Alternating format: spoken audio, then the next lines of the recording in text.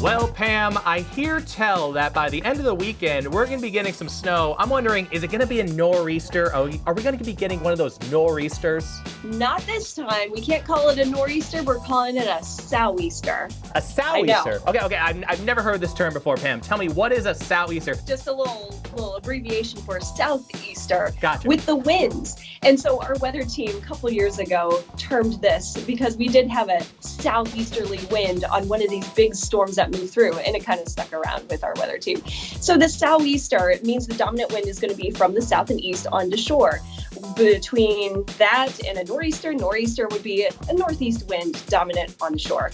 So a Sou'Easter, is that weaker than a nor'easter? Because nor'easters are, pretty intimidating.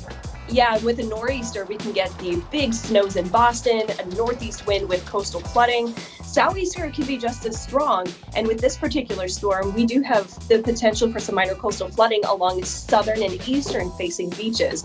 But in this particular situation, the big threat in Boston is not going to be the snow. The snow is going to be actually across ski areas. Mountains could see a foot or more. That kind of seems like the perfect storm, if I may say, because we're getting all the snow where we want it.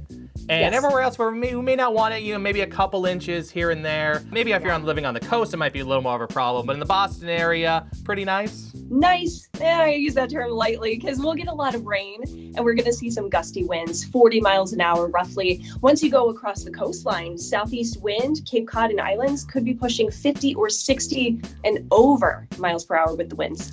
I mean, it seems pretty gross. I always hate it when it's rain and snow and rain and snow and you can't make up your mind. I want rain or snow. And I mean, it's going to be pretty cold over this weekend. So we're going to go kind of from real cold to this weird mix of snow. It's going to be a weird one, Pamela.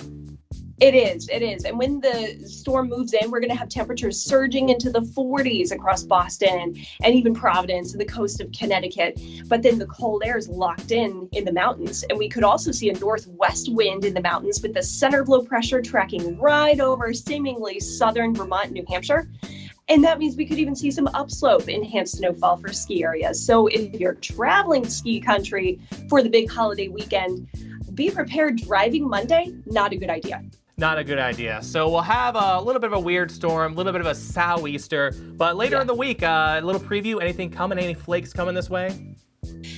Some chances for some mountain snow, a weak system by midweek, roughly Wednesday into Thursday, but no big storms on the radar at the moment. Well, that's great. Well, I learned something new today. Hashtag Sou'Easter. We're going to try to get that rolling, right? I'm saying Sou'Easter. Well, Pamela, we're starting new trends. Hashtag Sou'Easter. Enjoy your weekend, and we'll see how the storm looks Monday.